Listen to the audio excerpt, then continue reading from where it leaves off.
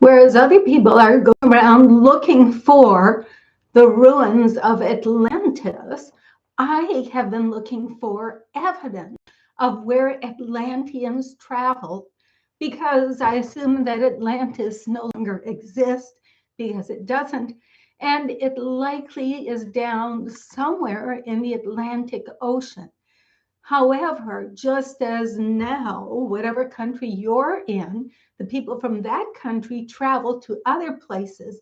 If your country should disappear, there would still be evidence of your countrymen in other places.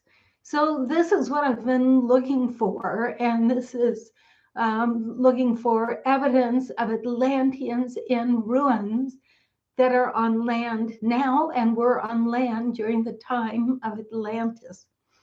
Hello, hello, hello. It's Carol Ann Chapman.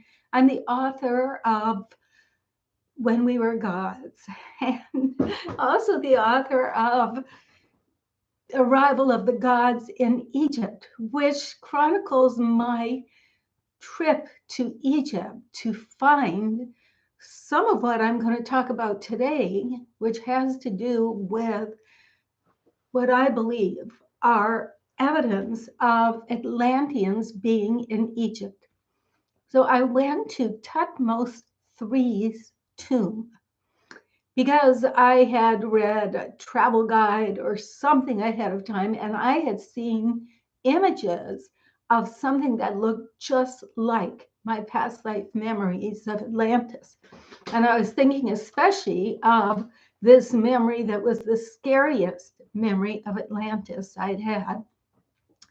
So I was traveling with my friend and publisher of my book, Peggy, and we got there very early because it was in September in Egypt, and that meant that it'd be very, very hot midday.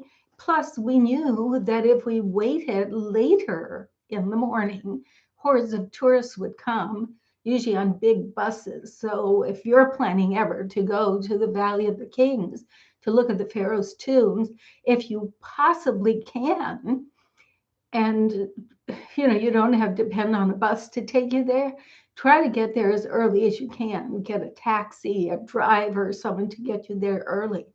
So we were the first people in Thothmoses III's tomb, which I was thrilled because I wanted to see the images on the walls without a whole bunch of people in front of it.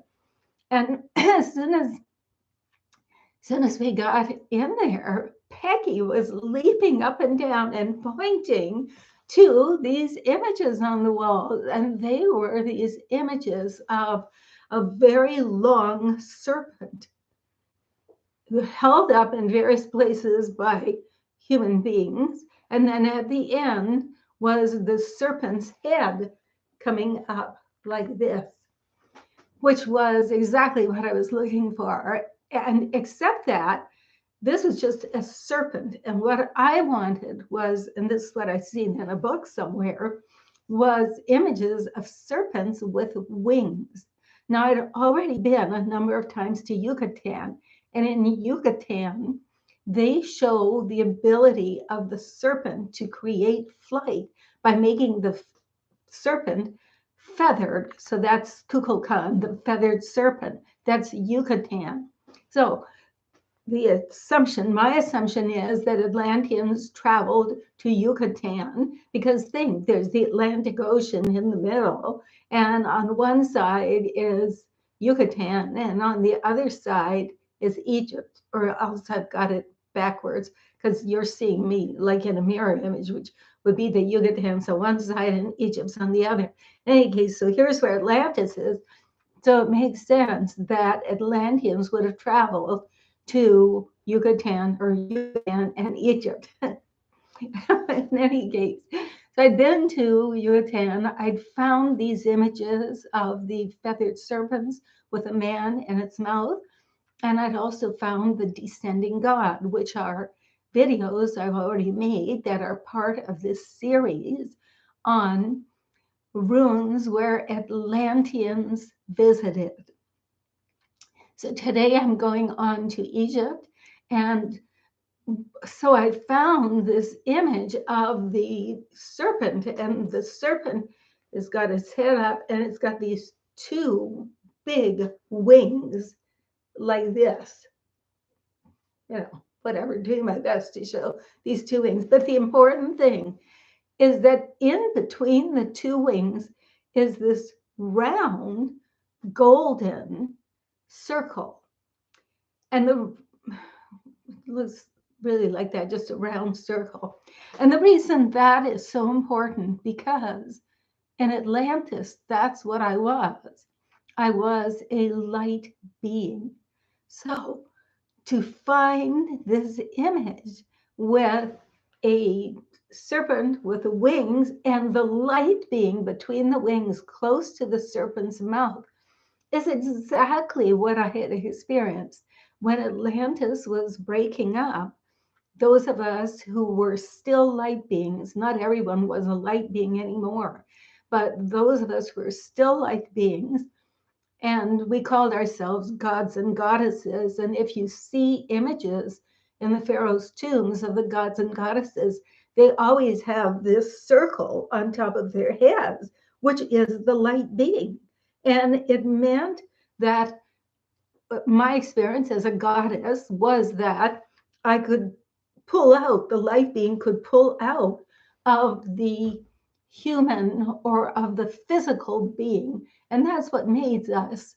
That's what made us gods and goddesses, that we were still aware that we were light beings and that we weren't stuck in the physical as so many souls were beginning to be in Atlantis. So I had, when it was time to go somewhere, in this case to safety lands, I pulled out of the physical being I was, became this light being that I was, and then that round light being, I fell into the serpent's mouth, and then the serpent sent me flying through space.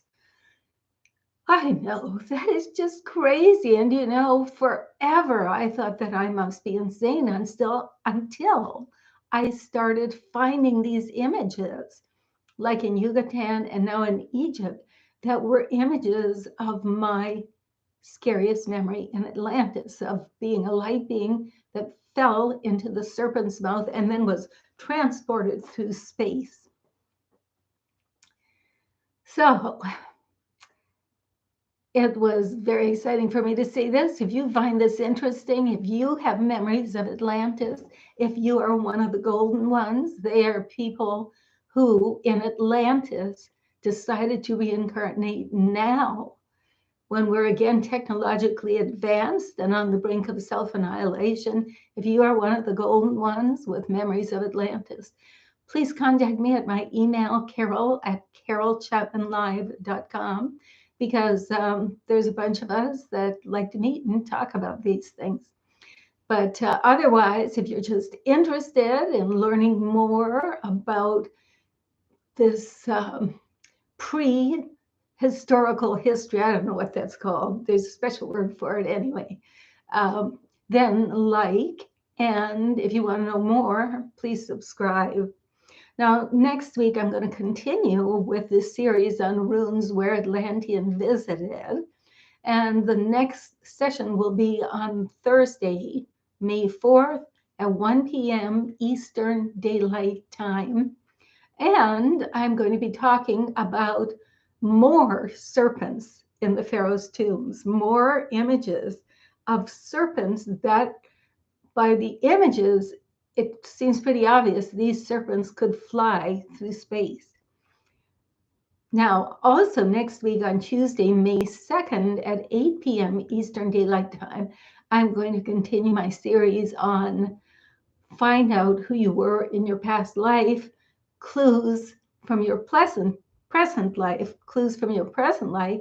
And next Tuesday, May 2nd, I'm going to be talking about mythology and how exciting it is to see Atlantis in some of these mythologies. Great talking with you. See you soon. Toodaloo. Bye-bye.